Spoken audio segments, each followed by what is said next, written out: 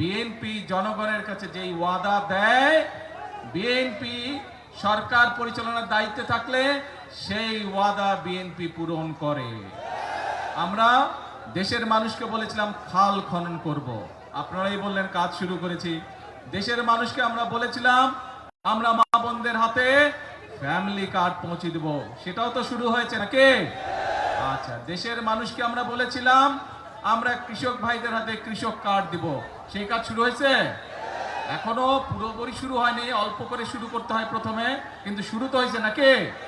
আচ্ছা, তারপরে দেশের মানুষকে বলেছিলাম যে ইমাম সাহেব সহ যারা আছে তাদেরকে আমরা সম্মানের ব্যবস্থা করবো, শুরু হয়েছে? দেখেন আপনারা সকলে শুনেছে, এরকম আরো কিছু কথা বলছিলাম। তার মানেটা দাঁড়ালো কে?